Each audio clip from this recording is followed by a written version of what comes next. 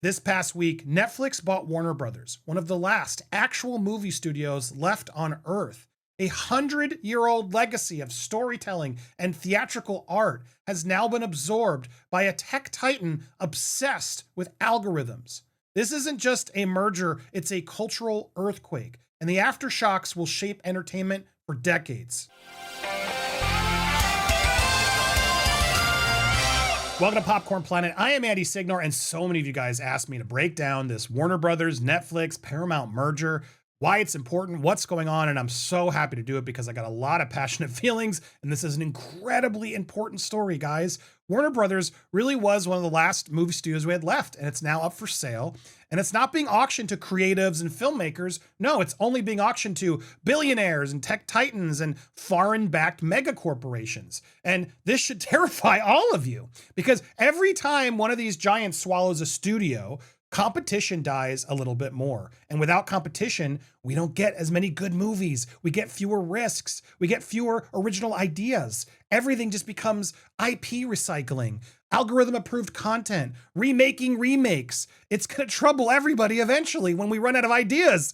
And that's why theaters are currently struggling. It's why independent cinema is disappearing. A lot of actors and filmmakers are expressing how hard it is to make low to middle budget films. Also, Warner Brothers, with its century of filmmaking and artistry, can just carve itself up to billionaires in a feeding frenzy to grab the last pieces of Hollywood that aren't already owned. Now, to be fair, this really is the endgame of 25 years of disastrous mergers and Wall Street greed, and somehow even Donald Trump, who's now involved in deciding which movies get made. You can't make this stuff up. But let's break down what's actually happening first, okay? Who are the players? What's Netflix buying? What is Warner Brothers not now selling? And what does Paramount still want? Now, you all know what Netflix is, but these are the two of the people you're gonna hear that run Netflix. Ted Sarandos is the CEO on the left. Reed Hastings is the co-founder and now running the board on the right.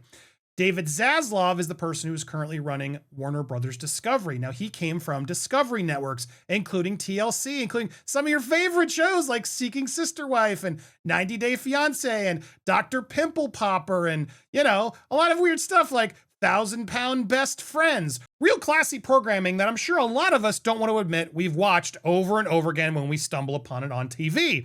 But that's David Zaslav. He came in through the AT&T merger. Now, on the right is David Ellison, who just bought Paramount. He bought it through his company, Skydance Media, who's known for producing major films and franchises, including Mission Impossible, Top Gun Maverick, Star Trek, etc. You'll see also TV shows, Grace and Frankie, Jack Ryan, Reacher, etc. Now, it's important to note, his father is billionaire Larry Ellison, who runs Oracle. Now, Oracle, if you don't know, is a global tech giant known for its database software, heavily invested in cloud computing and AI. Now, it's important to note, this guy's not just rich, he's rich, like the third richest guy in the world. Look at that, $393 billion. He's got a lot of money he can throw around. And I suspect he's throwing it around to buy IP to help his AI business later, because he's going to use all that to make stronger AI, which will ultimately control the entire world. But before we get to Judgment Day, we got to make movies using AI, right? Well, that's what all the billionaires think. And how can you make movies using AI if you don't have a big film library to tap from? The AI is going to download something. And if you own this library, oh my goodness, look at the things you could do.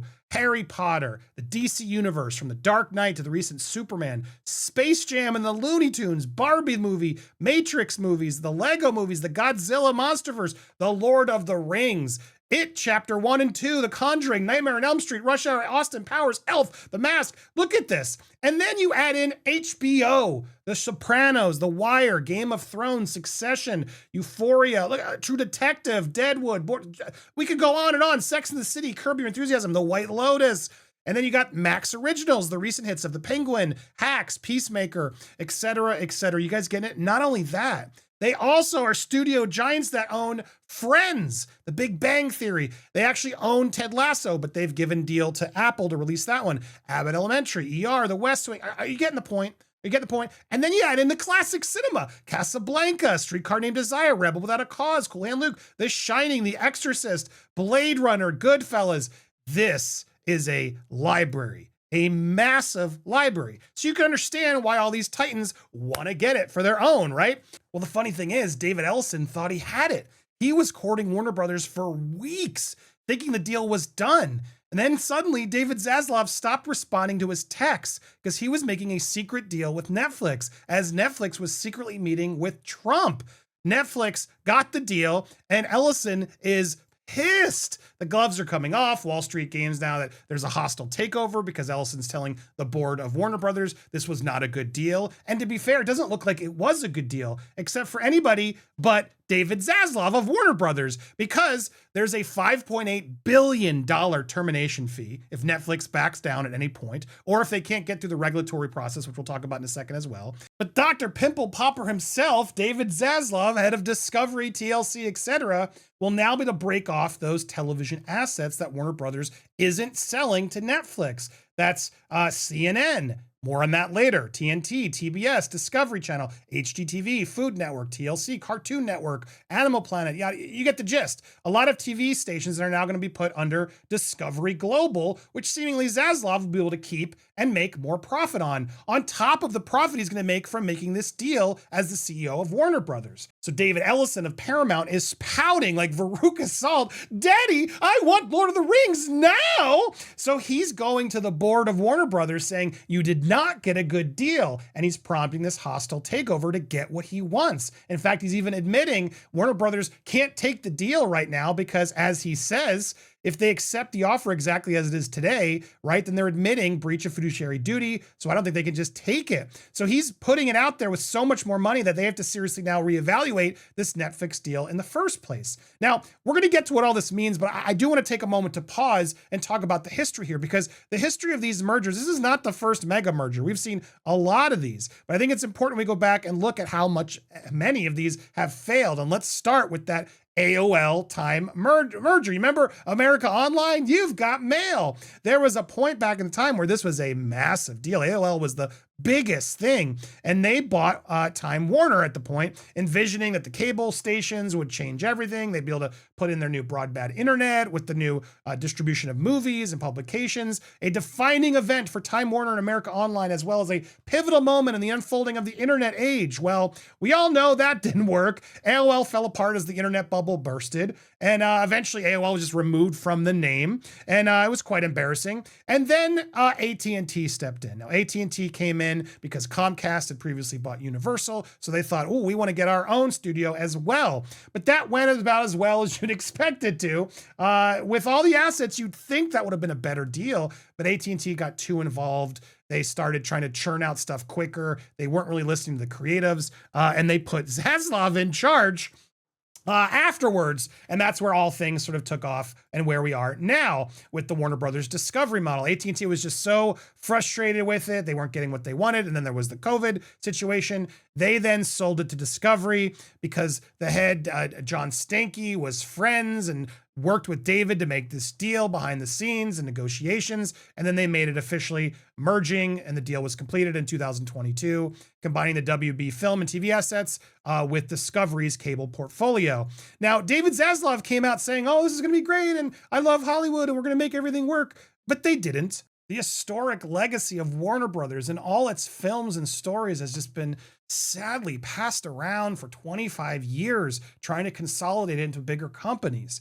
Every owner thinks they're a genius, but every time the culture got weaker. Netflix is just the next bidder walking in to a mess that AOL started. Now, and if we really want to look at what consolidation looks like long term, we already have a test case in Disney, which did this already poorly. Now, Disney has made a lot of purchases over the year. 20th Century Fox was their biggest. Look at this chart. When they bought ABC for $19 billion, what a steal back then. Hulu, Pixar, etc.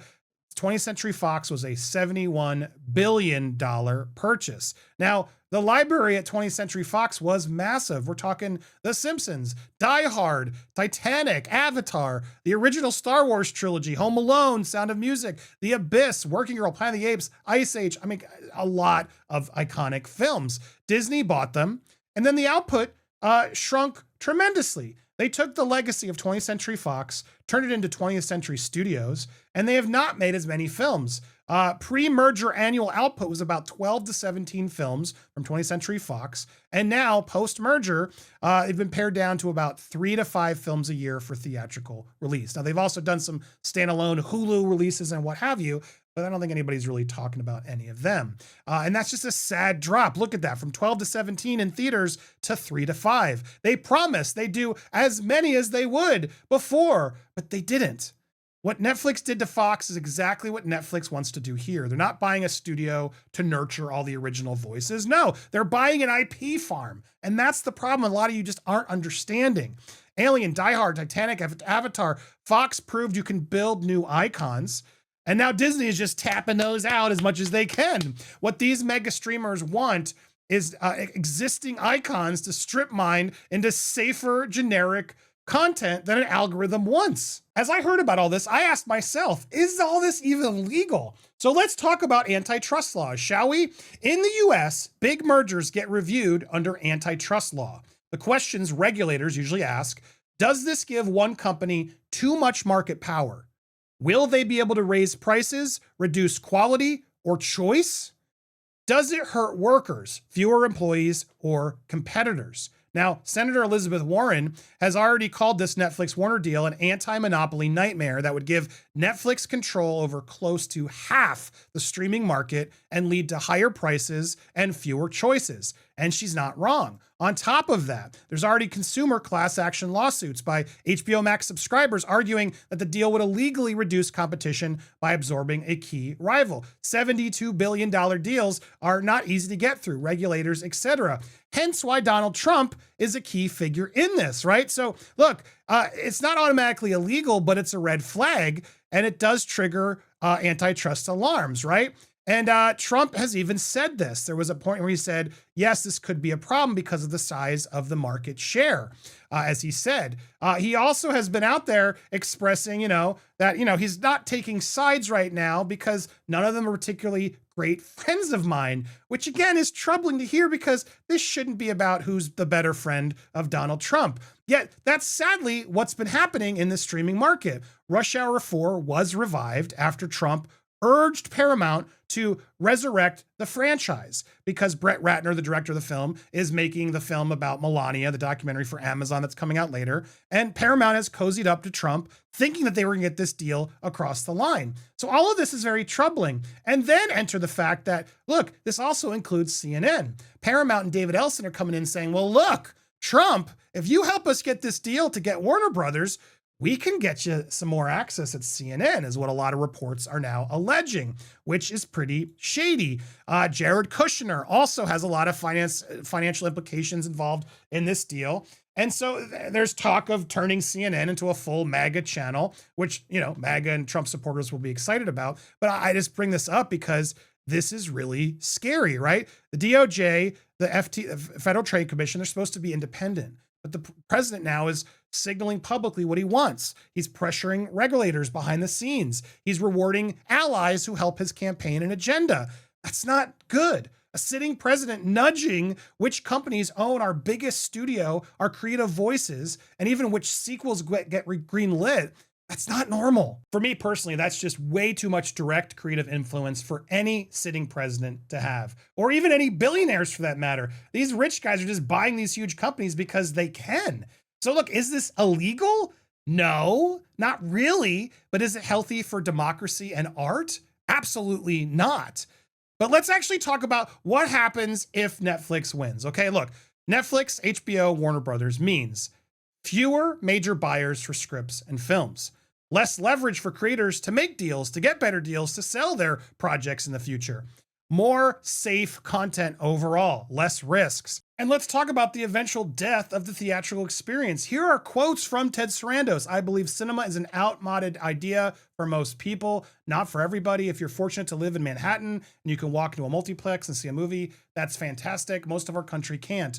What is the consumer trying to tell us? They'd like to watch movies at home. No, we're saving Hollywood. We deliver the program that you want in a way you want to watch it at home. He notes that while other live events, Broadway concert bounce back, the theatrical box office is down 40 to 50%. The trend is not reversing. Folks grew up thinking I want to make movies on a gigantic screen and have strangers watch them. It's an outdated concept. He's been so vocal and he's removed windows. He does not believe in the theatrical experience. It's one of Netflix's biggest mistakes in my mind because filmmakers and celebrities, they want the theatrical experience and Netflix does not want to give it. In fact, now they're trying to back that away. Well, no, we didn't buy this to destroy it. We really are considering, we're going to do the theatrical experience. But he also makes quotes that are like, well, and eventually, I want to get to the quote. We hope at some point these will be able to evolve, the windowing. He's just not, here it is. And he's hoping that he'd like to see the window evolve. He refuses to commit one way or the other. And that's a terrifying experience because Warner Brothers is one of the last studios built for theatrical. Just this past year alone, Sinners, Weapons, it's done tremendous. Minecraft movie did tremendous for the theaters. Add in Barbie, Dune, Batman, so many films. Netflix just wants to shift theaters into marketing windows like they did with K-pop Demon Hunters. They don't want to actually put these films in theaters first. And that's terrifying to me. That's going to make these films less special. They want it all for the algorithm. But let's stop and look at HBO for a second. HBO, one of the best prestige brands we know. Even HBO puts their shows out on Sundays. So we can all have that water cooler moment together. Sundays, 9 p.m. White Lotus, et cetera, et cetera. Netflix has noticed that and begun to start doing like Wednesday and Stranger Things at sort of parts. But the reality is, even they can see it. We need more communal experiences, whether it's in theatrical or just even television dropping at the same time.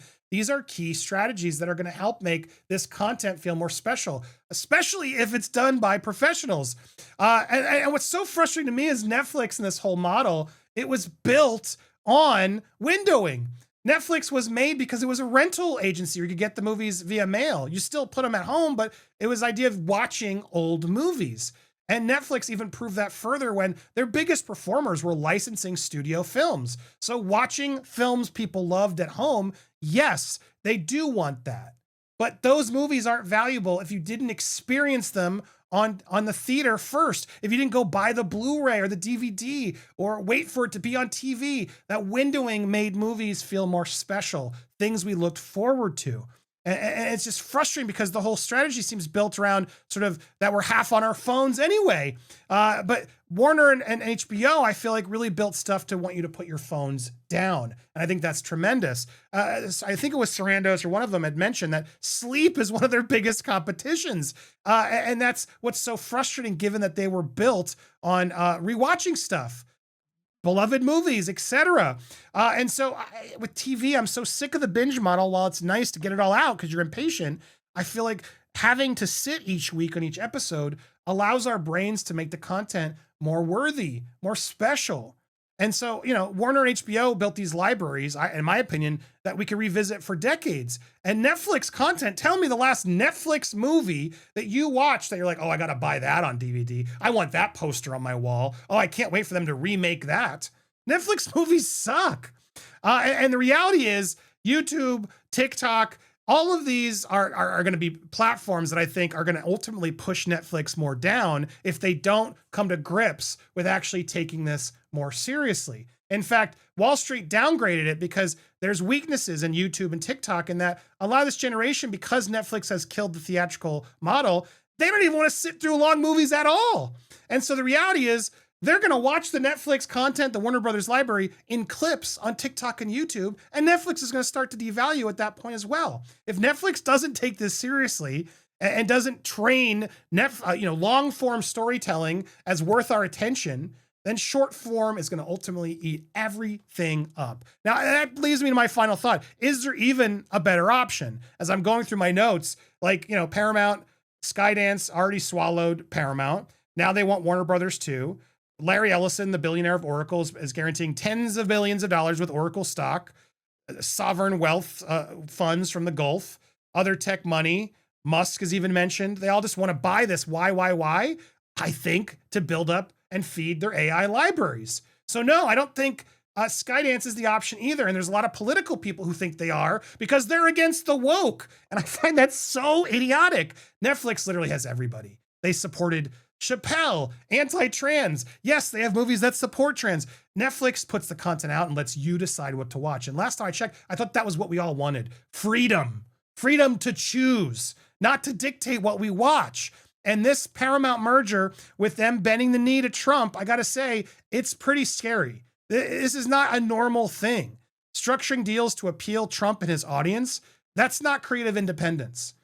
Look, they can get their content, don't get me wrong, but we need something that's not going to be crippled by the president. And David Zaslav's incentives to me are also very sleazy. Zaslav's the guy who canceled Batgirl and Coyote versus Acme.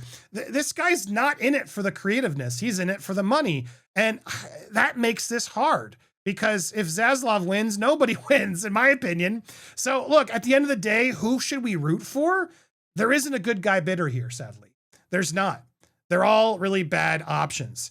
And so at the end of the day, the win is if regulators grow a spine here and actually say, no, you own too much of the culture. Stop.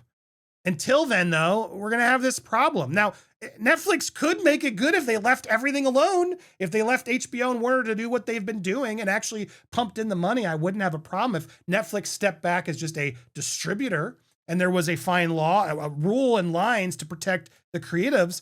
But do you really believe they're going to stand by that? Do you really believe they're going to fully invest in the theatrical window? I sure don't. So yeah, this is a tough one, man. I don't know what to say, what I want. All I know is what I'm seeing right now between Netflix, Paramount, and Warner Brothers being taken over. It's a really, really sad day. If you like my take, please subscribe. Better yet, go subscribe over to my movie channel. Yeah, I have a movie channel where I discuss reviews, movies. In fact, I'll do more kind of commentary there if you like this type of stuff. So please subscribe, Movie World. I'll put the logo at the end. Subscribe here as well to Popcorn Planet, where we do bigger news stories, pop culture events. So hit that smash that like, and let me know what you think of this debate down below. Would you like to hear more on this topic? Also, click there, Movie World. You can click on that button to subscribe. Check the pinned comment. We got a lot more coming your way here on Popcorn Planet.